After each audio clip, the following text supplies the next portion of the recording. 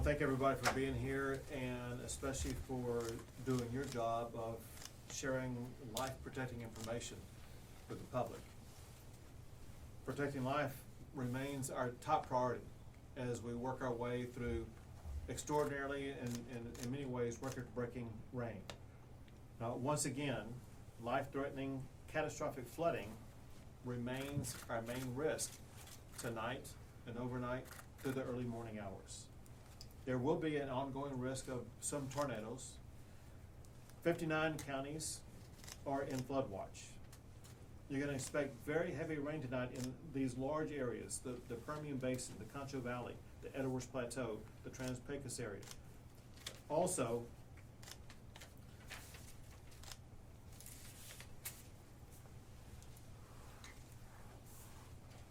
some record numbers coming. And at the Nueces River near Uvalde, should be a new record set overnight. The old record for the river there was 24.88 feet back in 1996. Currently expected, and at the Nueces River near Uvalde, is 2 times the flow of Niagara Falls. At the Frio River, also near Uvalde, it'll be a top 5 crest, worse than 2007. At the Pedernales River, near Johnson City, a top 5 crest, more than 21.9 feet, worse than the 2019 event. At the Guadalupe River at Comfort, a top 3 crest behind the 1978 flood, higher than last year. There will be increased flooding in other areas like Laredo and the Rio Grande River. Cities that have been listed as most at risk for the next 24 hours would be Uvalde and Johnson City. We continue to deploy more personnel than what we talked about yesterday.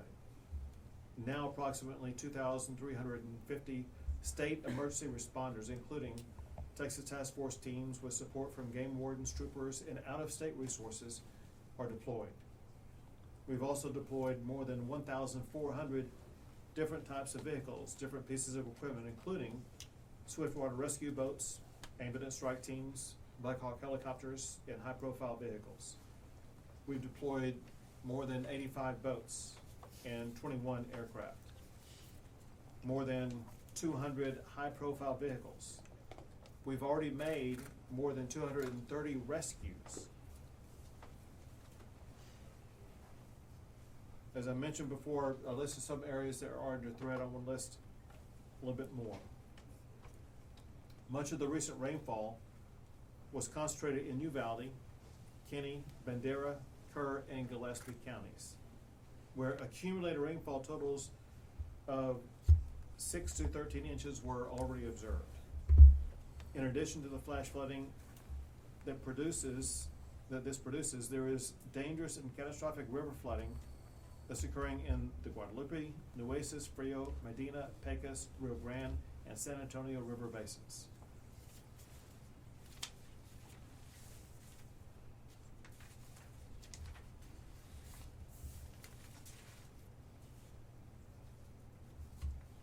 So far, there have been 2 reported deaths because of the flooding. One is a male near Comfort who was swept away in an RV. Another is a female in Uvalde who was swept away while driving on a road. And as far as I know, those are the only deaths that have occurred because of this. Going back, we're facing record-shattering rainfall that leads to very dangerous flooding. We want to do everything we possibly can to protect our lives. We are deploying the assets and resources necessary to assist local communities Our local officials are doing an incredible job of responding to this. Individuals are taking responsibility for their own lives and avoiding things like driving into rushing waters. For the next 24 hours or so, everybody in Texas can save their own life by refraining from driving into high waters. Knowing this also, sometimes you're driving down a road and you kind of see some water ahead, and you have no idea how deep that water is. As you approach it, you may be thinking, well, this is shallow water. Next thing you know, you're getting swept away. For the next 24 hours, if you see water on a roadway, know that it's a potential life-threatening hazard that should be avoided. Together, all of us Texans can be diligent over the next 24 hours to make sure we avoid rising water or heading into water on roadways. If we can do that, we'll make it through this episode with nobody else losing their life. And I'd like to pass it to Chief Nimke with the Texas Division of Emergency Management. Thank you, Governor. As the Governor mentioned, very dynamic and dangerous situation. We are not out of this scenario yet. Meteorologists from the National Weather Service tell us an additional 10 to 15 inches of rain is possible over already wet areas and new areas north and west of the Kerrville area. The way that this weather pattern is setting up is difficult for the models that the meteorologists use to tell us exactly where it's going to fall and exactly how much is going to fall. So we're taking a very dynamic approach to moving resources and assets to be ahead of need. Last night or yesterday when we were in here, we talked about where the threat would be last night. We moved assets and resources to be around that. We will be doing the same thing again tonight. We have a plan, and we need your help in getting that plan articulated back out to the public like you did very well yesterday. Thank you for that. I want to continue to do that again. Additionally, as the Governor mentioned, we know we have communities in the Uvalde area that are cut off right now. We have 500,000 cases of MREs and 1 million bottles of water that are here and will start being delivered to them either through a high-profile vehicle or through military aircraft, and the General may talk about that in a minute. But we are hearing the needs that the community has, and we are meeting those needs. I got up this morning and I drove to Kerrville, and I went and I looked at the water there. I drove down through Center Point, out through Comfort, worked my way up, came back here. I want to thank the local officials that are out there and the first responders that are putting their life on the line to save others. I want to thank the state assets and state resources that are there. And most importantly, I want to thank the community. There was not a lot of people out there driving around. Thank you for getting that message out. This is how we'll continue to save lives together. Thank you, Governor. Thank you. Next, General Seltzer. Thank you, Governor. Good afternoon. The Texas Military Department remains decisively engaged with over 750 personnel, 100 vehicles, and our crews have deployed a highly agile task force of 10 aircraft consisting of 8 UH-60 Blackhawks and 2 heavy-lift Chinook helicopters. They're forward staged across San Antonio, Austin, Hondo, Uvalde, Fredericksburg, and Kerrville to ensure rapid response times across the affected area. What that looks like, it's not just our 10 aircraft, it's multiple, numerous interagency aircraft. And what they're doing is flying until they need to refuel. They're finding one of these airfields that's clear of the weather, and then they're getting back into the flood fight. All aircraft and crews have been actively conducting low-altitude search and rescue and aerial reconnaissance over critical flood zones, specifically targeting those river basins that the Governor described. We're also working a plan to provide logistical support with our heavy-lift CH-47s, just as Chief Kidd said, to move food and water to Uvalde and some of the surrounding communities. These heavy-lift aircraft are also on standby in case we need to do more of a mass evacuation by air or patient movement by air. Speaking of patient movement, we are working with the Texas Emergency Medical Task Force to put medical personnel on our Black Hawk helicopters, and they are currently, as we speak, moving patients and transferring them from Uvalde to San Antonio, and we'll expand that operation as needed. Additionally, we've activated Air National Guard Tactical Air Control Party crews. These highly skilled airmen during time of war are the people that go in on the ground in austere environments and call in precision airstrikes on our enemies. What we use them for in flood response is they can go into a search and rescue area, help control the airspace, call in the helicopters, and also set up a landing zone for those helicopters. So we're using every available asset that we have to support this operation. And then just closing, it's a thought that's already been said twice, and I'm sure Mark will say it as well. We just recently rescued a gentleman and his dog from his truck, surrounded by floodwaters, using a helicopter and a rescue swimmer from Texas Task Force 1 on a hoist. Please, if you can avoid going out, and please don't enter the water. Thank you, Governor. Thank you, and thank you to the National Guard. Sure. And now the Executive Director for the Texas Department of Transportation, Mark Williams. Thank you, Governor. TxDOT continues to partner with our state agencies and local officials throughout the course of this event. We have over 500 personnel that are deployed actively right now in our flood response efforts. Those efforts extend all the way from Corpus Christi up through San Antonio, Laredo, out to El Paso, and all the way up to Odessa. Staff and crews continue 24-hour operations, including activities such as closing and barricading roadways, traffic control, debris and tree removal, and road and bridge damage assessment and repairs. We also have regional crews that have been staging and operating out of San Antonio, and we have other crews, additional crews that are pre-staged to follow up after this event as the floodwaters recede to help and assist with debris removal and repair work that we expect to occur. As of about 3:30 today, we had about 125 roadway sections around the state that are affected and impacted by floodwaters. 87 of those are currently closed, and we expect those numbers to move around as the water and the rain conditions continue overnight and into the rest of the week. One of those sections that has been impacted has been State Highway 16 Sidney Baker Bridge in Kerr County down in Kerrville. That bridge was struck by a barge. It remains closed except for emergency personnel. So until such time as our personnel can go in and do the assessment of that bridge to ensure that it is structurally stable. Very importantly, we want to emphasize that floodwaters may often hide debris, pavement damage, and washed out roads. When barricades are put in place, those mean to do not cross those barricades. Even if it appears that the floodwaters have receded, even if it appears that the bridge is no longer underwater, until our crews can go in and make an assessment, please do not cross the barricades. I want to continue to emphasize to the public to stay alert to conditions, as has been reported. These conditions can change very rapidly.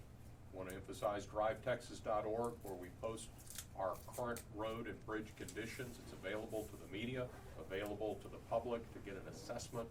But stay alert, stay aware of conditions if you must get out. Driving is highly discouraged, though, during these rain events, and we would highly encourage people to stay home where possible and underscore the importance of do not drive into flooded roadways, flooded areas. Turn around, don't drown. It's a familiar refrain, but it's very important, and we have to continue to emphasize that. Thank you, Governor. Thank you very much. I would like to draw everybody's attention to these three signs that are in front of me. I want to explain to you what they mean. Our fellow Texans and our fellow Americans, they're very generous, and when they see people going through challenges, they want to help out. If you look at this sign over here, it says rebuildtx.org.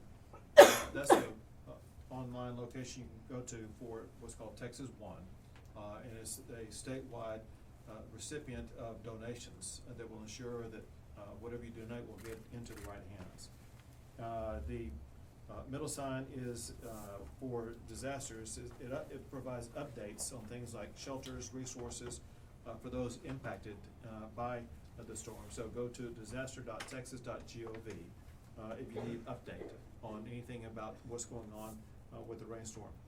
This last one over here, damage.tdem.texas.gov. That's where you go to for making and providing damage assessments. As people begin to go through the recovery phase of this process, they want to come up with the damage assessments to be able to make claims as quickly as possible. With that, we'll take a few questions. Governor, at what point does the focus begin shifting from rescue operations to recovery? So the most important thing we can do right now during the immediacy of all the rain coming down is doing everything we can to protect human life. Human life remains the focus right now.